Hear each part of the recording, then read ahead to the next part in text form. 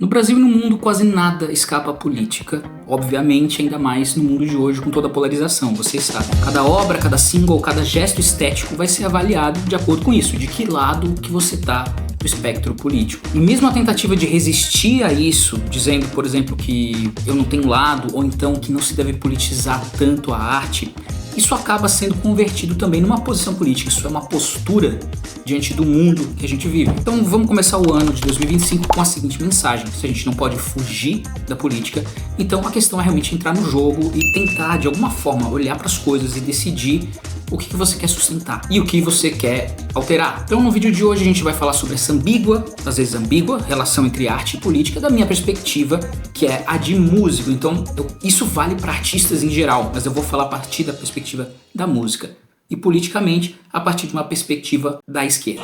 Então, resumindo, o que eu vou querer trazer aqui para vocês são maneiras de pensar uma resistência política, uma resistência frente às elites, frente também à hegemonia estética do Ocidente. O que quer dizer isso? As ideias de arte sobre o que é belo, o que não é belo, o que é bom e o que não é bom de se fazer em arte. Como que o mundo artístico está organizado nesse nosso sistema mundo capitalista, globalizado, neoliberal, etc. Qual é o papel dos artistas, pelo menos daqueles que se colocam numa posição mais de esquerda? Qual é o nosso papel frente às desigualdades? O que a gente deve, ou se você não quiser falar pela linha do deve, mas o que a gente que está realmente pensando nisso, na ação, em fazer alguma coisa, como exatamente a gente pode usar linguagens musicais, instrumentos, sabedoria sobre estilos, saberes diversos para realmente contribuir? Que tipo de contribuição é essa? Pensa aí, inclusive, responde para mim desde já nos comentários que tipo de contribuição você acha que é essa.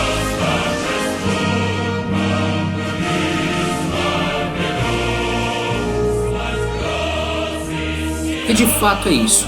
Toda a arte e papéis também como a estrela pop, o grande artista, tudo isso é sim construção social. Falando aqui por uma perspectiva de humanas. Quase tudo é construção social, a gente sempre interpreta de alguma maneira. Eu quero dizer para vocês que as coisas como estão dadas hoje, o modo como a arte funciona, como a gente consome música no Spotify, como esses grandes artistas, tudo isso, todo grande, numa palavra pessoal, é mercado da arte, especificamente mercado global da música. A maneira como isso atravessa a gente é de fato estrutural, é sistêmico. De modo que todas essas manifestações, por mais importantes que seja, eu vou falar disso aqui, podem ser e são de fato cooptadas pelo sistema para falar em nome do sistema, valores do sistema. Se você não entende o que são esses valores, porque eu não quero ficar nesse nível abstrato de falar de sistema, o que eu falo aqui é de estética mesmo, são formas de ver o que é o belo, o que é a arte, como que a música deve funcionar, quais são os seus efeitos e, portanto, como que a gente deve pensar e ensinar ela. Tudo isso é, de certa maneira, político. Se você tem alguma dúvida ou interesse sobre isso, eu fiz vários vídeos a respeito, estão aqui no canal. É só dar uma olhadinha. Por quê? Olha só, pessoal, muitas vezes o que a gente pensa que é essa resistência política mais, obviamente, orientada pela linha da esquerda no mundo das artes? A gente geralmente está pensando que isso se trata de que, onde é que isso aparece? Existe mais de uma dimensão, mais de uma resposta para essa pergunta, mas pensando em grande arte, em grande mídia e em indústria cultural, a gente fala de grandes artistas individuais. No caso do Brasil, um grande nome, assim, Anitta, por exemplo, Ana Castela, sabe? São nomes que são marcas muito grandes. Claro que eu também incluo aqui vários artistas menores, todo mundo faz parte de um mesmo sistema. Sabe isso que a gente às vezes concebe como sendo a resistência nas artes? Que é ter um artista individual que às vezes vem de uma minoria, que seja negro, LGBT, que tenha nascido na favela, não sei, que faça às vezes funk, ou que fale de funk, que são valores contra-hegemônicos, são valores que não fazem parte dos valores de elite. Que essa pessoa ascenda socialmente e possa então passar a reproduzir sua obra, que ela seja contratada, ganhe muito dinheiro e passe a fazer o quê?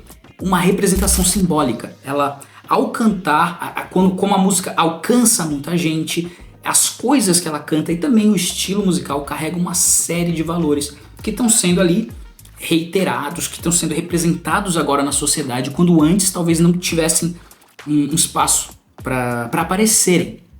A gente costuma ir por essa via para pensar em representação. E o que eu quero falar aqui para vocês hoje é que esse sistema de grandes artistas profissionais, na verdade toda a ideia mesmo de ter uma profissão de especialistas em música, que tudo isso é muito, muito fácil de cooptar, tudo isso é muito fácil de ser transformado em uma lógica de mercado, de consumidores e produtores, como eu vou falar aqui para vocês. E isso neutraliza muito da força política da música, mesmo que seja muito importante, tá? Eu considero importantíssimo essa coisa da representação de um artista individual que vem de um determinado local, de uma determinada comunidade, de um grupo, de uma identidade X, que é oprimida no nosso meio, que essa pessoa possa representar valores e ganhar dinheiro, é muito importante também. Mas o que eu vou falar aqui, eu acho que vai bem além disso, e vai mais na raiz da questão. O que eu vou trazer aqui para vocês é uma perspectiva que eu aprendi depois de ver como que a música funciona em outras culturas não ocidentais. Especialmente, mas não só, porque esses modos de fazer que seriam não ocidentais não estão só numa tribo isolada lá no meio da Amazônia, bem longe, que só o antropólogo conhece e traz como algo muito exótico. Não, alguns desses modos de fazer, na verdade, são muito comuns, são bem populares, o que demonstra que o nosso modo atual, o nosso modo cosmopolita, urbano, ocidental e de herança europeia, esse modo de fazer e pensar música, esse modo é que é peculiar. Não estou dizendo que seja errado, de modo algum, inclusive, mas ele é estranho, ele se destaca frente a outras possibilidades. Historicamente também, em outros momentos históricos foi diferente, assim como em outros lugares. E inclusive, como eu estava falando mesmo, hoje, no nosso meio, existem certos estilos musicais que às vezes transmitem valores diferentes. Toda a música afrodiaspórica, por exemplo, em todo o continente americano, particularmente aqui no Brasil, então a gente está falando desde maracatu até samba de roda, o samba reggae, o choro, machixe, lundu, o que você pensar. Tudo isso tem uma matriz africana, porque foi originado a partir da cultura de muitos povos que foram escravizados. Então, alguns dos modos de fazer e pensar a ação musical para algumas dessas culturas também se entremearam no nosso meio, também fazem parte da nossa cultura, também fazem parte da cultura brasileira em alguma medida, mas você precisa cavar, você precisa trazer isso para a consciência de que existem certas formas de viver e pensar música que realmente, só de você enfatizar elas, você já faz uma resistência política a isso que eu chamo de hegemonia. Hegemonia é liderança de uma visão de arte que é predominantemente europeia e ocidental, que ainda domina com muita força, inclusive na universidade. Então vamos, novamente, retomando aquela questão, vamos pensar arte enquanto resistência. Duas coisas aqui, não são quatro, de novo eu faço sempre isso, duas. Essa suposta resistência seria a resistência dos artistas individuais, ou então da classe artística percebida como um coletivo. Ou seja, nesse sentido eu estou pensando numa classe específica de pessoas que têm uma habilidade que, por definição, as outras não têm. É isso que faz essa classe, dos artistas profissionais, músicos profissionais, poderem ter um emprego dentro desse sistema capitalista, senão a coisa não funciona. Você precisa criar uma certa escassez dessa habilidade, que é a habilidade musical. Então as pessoas não têm essa habilidade. E o que é o outro lado da moeda, né? Criar essa escassez é também criar a necessidade que quem quiser ser músico vai ter que se especializar muito. Então tem que trabalhar muito mesmo para ser um músico. Para começar a fazer arte, portanto, enquanto produtor, você precisa trabalhar bastante. Essa é a ideia. Então, com isso você cria essa classe de artistas profissionais. Eu posso estar falando aqui de resistência política no sentido de proteger os direitos deles de trabalharem ou facilitar de alguma forma esses direitos e formas de se inserir no sistema. E eu posso estar falando também de uma espécie de missão social que esses artistas têm, que essa é mais a minha linha, mas espera lá que não é bem isso que eu quero falar. Numa linha de missão social, eles podem pensar que ao fazer as suas letras, ao fazer as suas músicas de uma certa forma, ao mostrar, por exemplo, ritmos de matriz africana em música popular para todo mundo ouvir, que isso é uma forma de existência. E de fato é, ok? De fato é. Mas ok, dá para pensar a arte como resistência vindo um pouco mais de baixo, do povo em geral. Quando eu digo isso, eu quero dizer, não estou mais pensando na elite de artistas. Eu sei que a gente, da artista em geral, não é de modo algum elite. Entendem? Quando eu quero dizer elite é no sentido de que poucas pessoas dominam a linguagem musical a ponto de terem um emprego. E quando você quer iniciar na música, todo mundo pensa que é para ter esse emprego, que é para ganhar esse dinheiro. Então acaba que ser músico e produzir música envolve todo esse processo que vai criar essa pequena elite, que vai criar, como eu falei antes, a escassez da habilidade musical no todo da sociedade, para que esses possam então demonstrar, e daí eles podem ser os produtores e vender para os demais. Lembrando que são grandes empresas que fazem o intermédio aqui, está falando de grandes sistemas de produção e venda de produtos culturais em massa a nível global, que é o que a gente vive hoje. Eu, pessoalmente, quando eu falo sobre arte enquanto resistência, eu estou partindo realmente de pessoas que não são artistas, de que não se identificam enquanto músicos, especialmente olham para essa coisa que é a profissão do músico e percebem perfeitamente que elas não são aquilo e também que não são capazes ou não seriam capazes de ser aquilo. Então elas, por causa disso, elas desistem. Mas eu tô pensando nessas pessoas e que elas seriam o alvo dessa nossa ação artística de resistir politicamente, porque é em nome delas que acontece essa resistência. Então eu tô partindo dos não artistas, dessa multidão de pessoas que têm outras profissões, muito pouco tempo e tem zero ou muito pouco habilidade com algum instrumento específico. Uma espécie de atrofia da música, assim, as pessoas não fazem música, que é um sintoma negativo da nossa sociedade. Isso não é normal, isso não é natural. De novo, etnomusicologia, pensa antropologia musical, outras culturas. Em poucos lugares é assim como é agora. Que não é natural sair cantando ou fazer música ou participar com a sua comunidade, com quem está por perto, de ações musicais espontâneas, de fazer música. Eu tô falando de fazer. Então essa resistência política da grande arte comercial, essa da grande venda de discos, de shows, singles, dos streamings, etc. Esse pessoal que faz realmente muito dinheiro com isso. Todo esse sistema, que eu também tô chamando aqui de indústria cultural, vocês estão vendo que eu tô falando, vocês que entendem disso, mas esse lado teórico da arte, percebem aqui uma referência à escola de Frankfurt, o Theodor Adorno, por exemplo. A arte que é produzida e que a indústria cultural está pronta para aceitar e colocar no mercado, ela é muito branda politicamente. Então sempre que um artista individual, minha tese, tá? Sempre que um artista individual dessas comunidades, por exemplo, da favela, com funk, que se criou com funk que se criou lá. Quando essa pessoa acende, isso faz alguma coisa. Isso obviamente representa, mas a representação é pouco, porque aquelas pessoas continuam na mesma situação fundamentalmente que estavam antes. Elas podem agora estar consumindo alguém que representa elas. Essa é a ideia, né? Agora eu estou consumindo um produto que me representa. Tudo bem, mas isso é realmente resistência? Ou é só uma nova maneira de você reproduzir o mesmo sistema capitalista, de você focar no individualismo extremo, de pegar um indivíduo, colocar ele para competir com muitos outros indivíduos, artistas também, que têm sonhos de ser artista, para que a maioria falhe. E a maioria tem que falhar, senão não funciona. E daí você consegue selecionar esses especialistas. Se não fosse assim, não teria dinheiro para todo mundo. Eu simplesmente não daria tanto lucro. Se menos pessoas estão produzindo e elas estão sendo elevadas por grandes empresas, aí é que dá o dinheiro que é necessário para justificar uma coisa dessas. Afinal, nessa sociedade pragmática e capitalista, por que vai ter arte? O que justificaria você gastar seu tempo para fazer arte? Só o dinheiro justifica isso.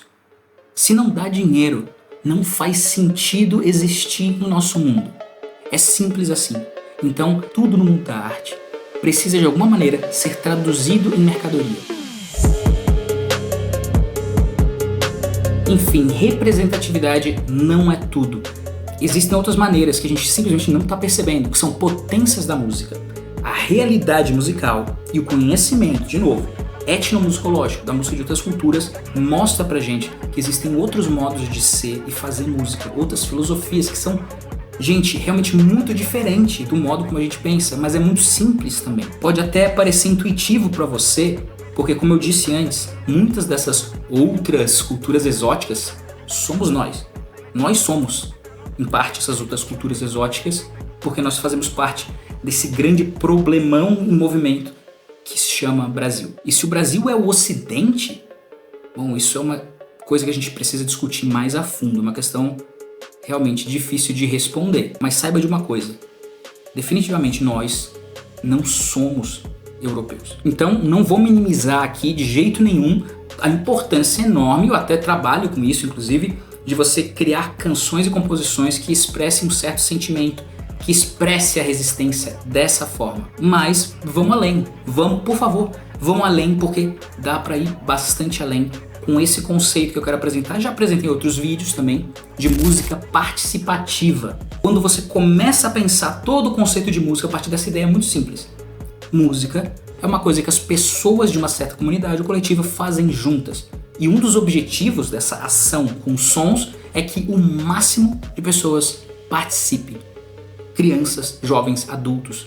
Cada um talvez numa função diferente, fazendo coisas diferentes. Nem todo mundo é igual, nem todo mundo tem as mesmas capacidades. Mas todo mundo faz, e isso é um valor. Você não vai valorizar na música participativa a obra de arte acima de tudo. Por exemplo, cara, sai fora criança, não quero que você toque aqui porque agora é hora dos adultos e especialistas reproduzirem uma obra perfeita, tal e tal. Não estou dizendo que não existam momentos assim, em diferentes culturas, momentos, por exemplo, rituais mais sagrados, um momento onde um grupo específico, até um gênero específico, faz um tipo de música específica com instrumentos específicos e ninguém mais pode fazer aquilo. Isso existe também na literatura, mas é muito comum você ver formas participativas de música em culturas do mundo inteiro. O objetivo dessas formas é simplesmente que o máximo de pessoas participem. Esse conceito, ele tem um caráter político fortíssimo.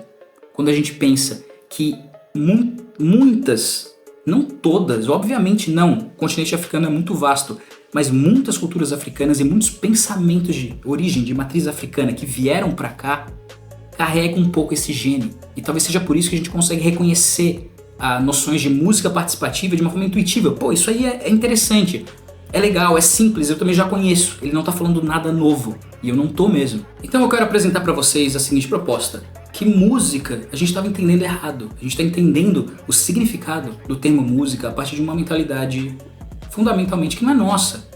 Que a gente pode entender música de uma forma mais aberta, como sendo um grande evento coletivo. Se isso é a coisa mais importante, então a gente precisa achar meios de fazer com que as pessoas que se consideram não musicais sejam empoderadas com música. Literalmente, a proposta artística aqui é fazer com que os outros mudem de ideia sobre como eles concebem o que é arte, como a arte funciona e qual é o potencial deles em arte. Inclusive, que a gente mude a nossa ideia sobre qual é o nosso papel em uma tal resistência política. Não é só escrever canções, é também facilitar esse processo aqui. Que a música participativa seja uma coisa mais comum como já foi um dia. Hoje, basicamente, a gente só tem duas opções de se relacionar com o mundo da música. Isso é que é colocado pra gente. Ou a gente é consumidor de música. Essa é a palavra certa, não é nem ouvinte, audiência. É consumidor. Mesmo quando é de graça, a gente tá consumindo de fora. É uma coisa que a gente come. É uma coisa que a gente vai lá pra ver um espetáculo, certo? Ou você é isso, ou então você gosta de música e decide virar um especialista. E daí você é preso pelo mercado, porque como é que você vai sobreviver com isso? Só se adaptando a essa lógica. Não tem como sobreviver sozinho.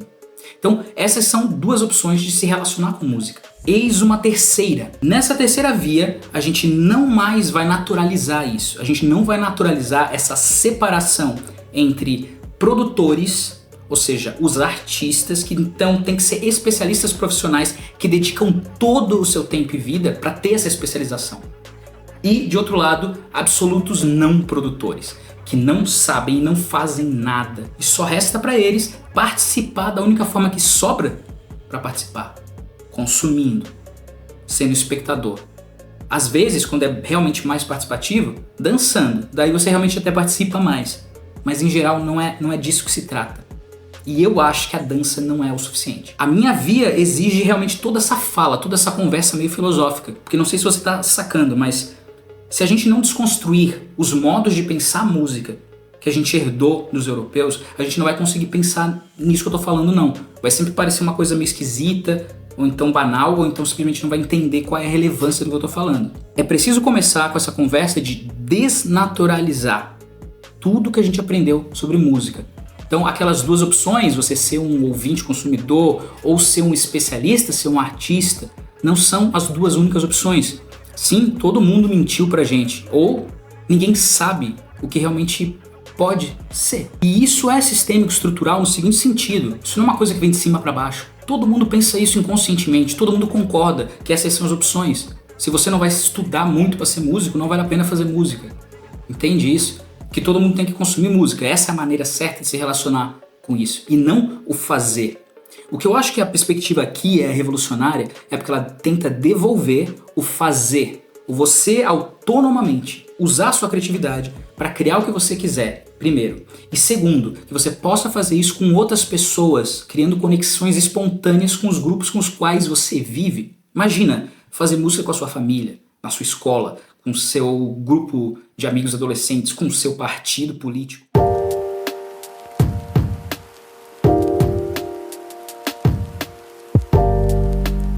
Pode ver, uma das ideologias, é uma ideologia sobre música mais difundida por aí, entre não músicos principalmente, é a do dom divino e também do gênio. Ou seja, por que eu não sou músico? É uma forma de racionalizar por que eu não faço isso que a gente sabe que é tão bom, é tão positivo em múltiplos sentidos. Por que eu não faço isso?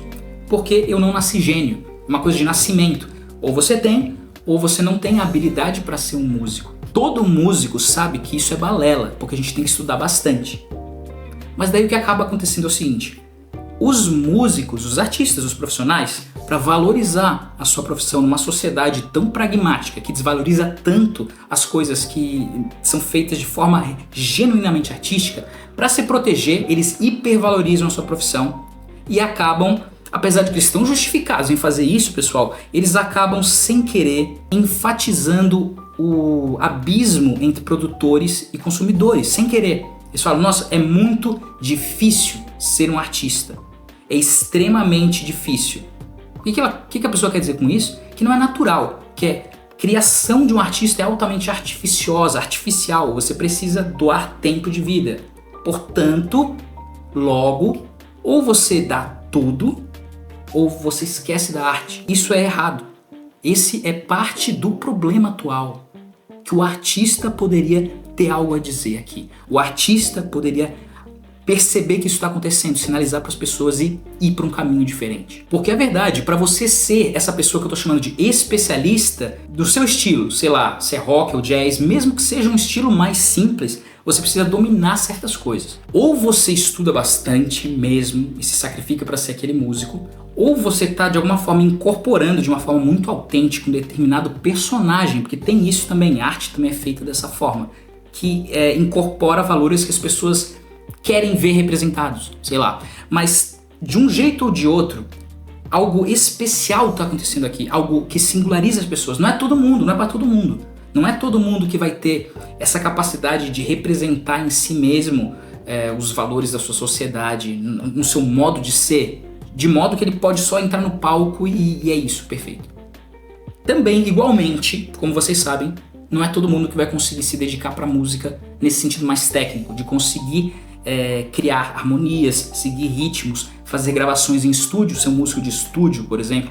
Isso é muito difícil. Mas essa coisa do é muito difícil música, não é por aí que a gente vai valorizar a força política da música diante das pessoas. A gente tem que voltar para as pessoas, a gente não tem que só produzir objetos musicais acústicos para que as pessoas pirem nas suas festas. A gente tem que literalmente ir lá conversar com elas e tocar junto com elas. E você não vai conseguir fazer isso enquanto você estiver recebendo um salário, estando no palco. Naquele momento em que você está trabalhando pelo salário, não vai conseguir. Ali você não vai conseguir fazer esse trabalho. Ele tem que ser necessariamente uma espécie de atitude paralela ao do mercado de trabalho. Porque infelizmente, ainda hoje, não tem uma profissão. Eu acho que deveria ter. Eu gostaria que tivesse. Que a gente pudesse ganhar dinheiro para ser essa pessoa que eu vou falar para vocês agora. Mas, infelizmente, a gente, por hora, não ganha dinheiro. Em grande medida, porque isso que eu vou falar para vocês agora tem uma grande potência política. Uma potência política, talvez, maior do que você ser, talvez, sei lá, não sei, a Anitta e representar valores supostamente feministas nas músicas.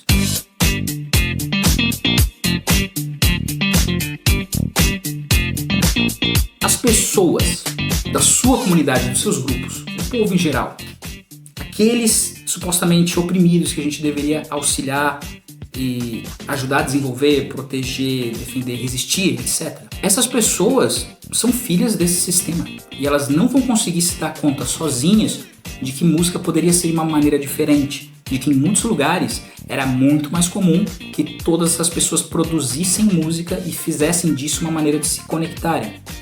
Claro que isso não é mais possível como era, por exemplo, numa sociedade mais simples, mais orgânica, com menos membros, onde todo mundo se conhece. A gente vive num sistema, pelo menos eu vivo numa cidade, é uma questão urbana, cosmopolita, híbrida, com imigrantes, muitos estilos diferentes, muita confusão. Então é preciso recriar talvez esse ethos de comunicação musical, em que todo mundo pode se comunicar, em que todo mundo pode fazer música, mas para o nosso contexto híbrido, urbano, pós-moderno também, é preciso, com certo esforço, que nós artistas possamos projetar esse mundo, que ele não vai brotar do nada, as pessoas não vão simplesmente se dar conta disso. Você precisa passar essa ideia e também você precisa sugerir práticas, formas de realmente realizar eventos musicais reais que realmente conectem as pessoas. Os seres humanos têm há milênios feito música dentre outras coisas, como formas de se conectar, como formas de criar comunidades, de solidificar laços sociais e no meio desse processo acabar fortalecendo certas ideias, certas ideologias. Por isso mesmo que a música pode ser ruim também, porque ela pode estar criando laços, estreitando laços ideológicos de uma comunidade que não busca a resistência política que nós buscamos, percebe? Então a música pode ser cooptada para ser usada por qualquer um. Ela é muito boa para construir valores, mas isso funciona de uma maneira diferente quando você tem um grande artista representando eles para vocês e você consome, ou quando você mesmo faz com outras pessoas. Aí é revolucionário. Você se sente realmente conectado com os outros de uma forma que os artistas talvez possam dizer, eles entendem melhor. Talvez algumas pessoas que não têm essas experiências artísticas, talvez nem saquem isso, mas é um modo de conexão não verbal muito profundo. Nem sempre acontece, mas que principalmente nos eventos de improvisação musical, por exemplo, em que eu participo, isso é muito comum. Então criam-se laços ali e estratégias não verbais de um tentar se comunicar com o outro musicalmente, muitas vezes improvisando, que constroem comunidades. Fazer isso, então, é fazer o que é normal de se fazer com música. O fato de que isso que eu falo soa utópico, pode soar meio estranho, isso é que é estranho. Por que soa utópico? O que é natural, o que é normal. Soa utópico porque a gente naturalizou o que é anormal. O anormal foi naturalizado, já foi naturalizado. Então, por isso que é um trabalho de conversação, tanto quanto é um trabalho musical, esse de levar adiante a música participativa, a música que tem como objetivo que o máximo de pessoas participem. A gente vai devolver às pessoas o direito universal de errar livremente, errar sem constrangimento, algo que hoje é impossível por causa da pressão real dessa ideologia de música, desse tipo de valor de estética que busca o belo, que busca a perfeição, as coisas bem entalhadinhas, para então poderem ser vendidas. Eu não quero nada disso. Eu acho que um processo tem que ser feito de erros, de deslizes, de conflitos, para que por meio disso as pessoas se encontrem. Isso é um processo de conversação musical real, onde as pessoas que são falhas cometem erros. Faz parte do processo. Então, quando você deixa as pessoas conversarem de forma improvisada, musicalmente, e você desconstrói o erro não é um problema. Cada um toca com aquilo que tem. Todo mundo pode participar. Quando você faz isso, você permite que essas pessoas continuem tocando. Elas iam parar se você falasse, não, mas tem que ser assim, tem que ser assado, tem que ser perfeito, tem que ser coeso, a textura tem que ser clara, eu tenho que conseguir ouvir os baixos e os agudos também, porque senão não é música, porque se não for assim bonitinho, não é música. Isso é puro elitismo. Às vezes, um certo paternalismo. A gente pensa que ninguém sabe fazer música, a gente sabe. Vamos pelo menos ensinar as pessoas. Mas isso também, esse paternalismo também é elitista. O problema é essa nossa ideologia de que música é algo extremamente frágil, que se você tocar aqui ela quebra, ou que para fazer tem que pisar em ovos. Ou então ter extrema disciplina protestante. Tipo, de um alto extremo valor, não só do trabalho, mas de se conter para poder fazer música. Você não pode se soltar. Você não pode se liberar para sentir a flor da pele o que está acontecendo no meio da improvisação. Você não está liberado para errar. Você nunca vai estar seguro fazendo música. Que mundo é esse, certo? Que mundo é esse que a gente mesmo construiu? É preciso desconstruir. O mercado da música, pessoal, coloquem isso na cabeça, ele só sabe vender. Ele vende discos, shows, streams, né, do streaming, Spotify, etc. Ele transforma tudo em produto. Uma pessoa é um produto e tudo pode ser intercambiado. É por isso que pode ser tão facilmente cooptado. Podem existir grandes artistas falando mal do sistema porque isso é inócuo. Porque se falar mal do sistema, essa é uma crítica branda. Agora, se você cria espaços onde as pessoas podem se conectar por meio da música, você também criou um espaço para trocas verbais, tá? Não é só musical, não. Então imagina o potencial que isso tem como uma forma de construção coletiva, de uma consciência de resistência, que começa criando laços de comunidade que não podem ser transformados em mercadoria. É por isso que é complicado isso. É por isso que é mais difícil cooptar essas ideias que eu estou trazendo para vocês agora. Não é impossível, lógico, mas é um pouco mais difícil de você cooptar, de você trazer e fazer elas valerem somente a favor de um sistema capitalista. Especificamente porque essas atividades você não tem que pagar para fazer música, você já sabe fazer. O que a gente precisa é um espaço em que esses supostos não músicos possam apresentar as coisas e a gente possa lidar com novas estéticas, novas texturas que acatem o erro e permitam que esse processo pelo menos inicie. É sobre isso. Música é sobre revolucionar o cotidiano das pessoas. Essa é a minha mensagem para hoje.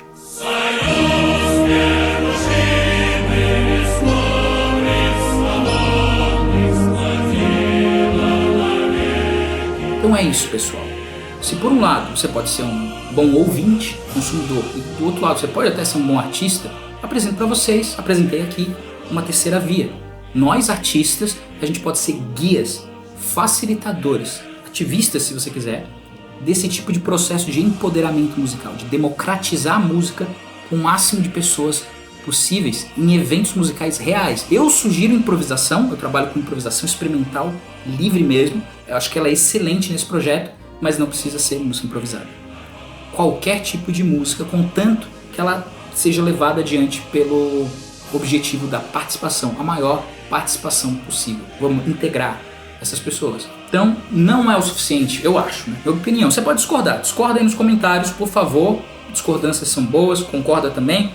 Mas eu não acho que representar as pessoas, as minorias, os grupos étnicos, raciais que a gente gostaria de representar por meio de canções, que isso seja o suficiente. E também não acho que ensinar pessoas a fazer música seja o suficiente se você vai simplesmente ensinar elas a entrar nesse mesmo jogo, a querer ser um artista individual que tem fama, falhar, como ela invariavelmente a maioria delas vai falhar, e ser uma pessoa frustrada porque não deu certo na arte, porque necessariamente poucas pessoas é que vão dar certo. Então eu não quero reproduzir isso, então eu não acho que simplesmente ensinar música é a solução.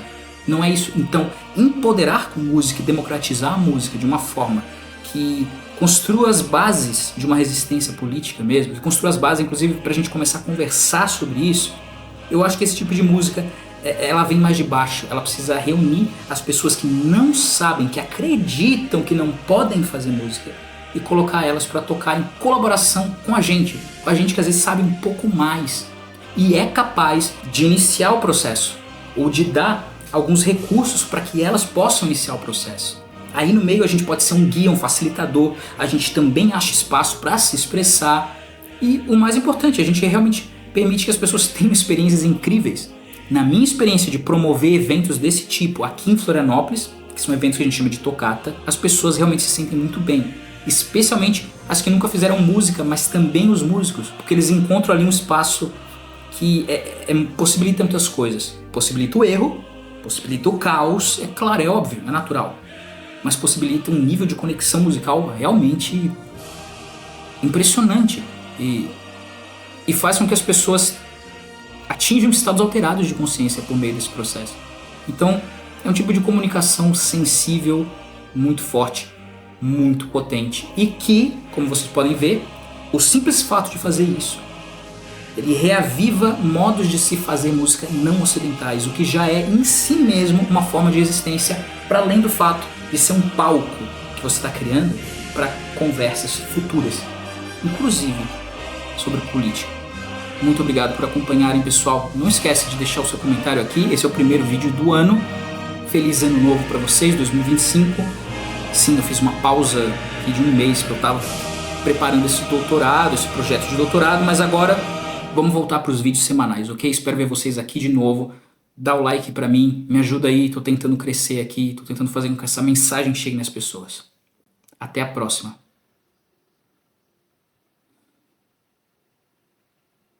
Até a próxima. Talvez eu tenha que sistematizar esse finalzinho também. Ok, oficialmente, de hoje em diante eu não vou mais fazer nada diferente no final de um vídeo. Essa é a minha resolução para esse novo ano. Eu não vou fazer nada de diferentezinho, eu simplesmente vou fazer com que o vídeo acabe de uma hora para outra.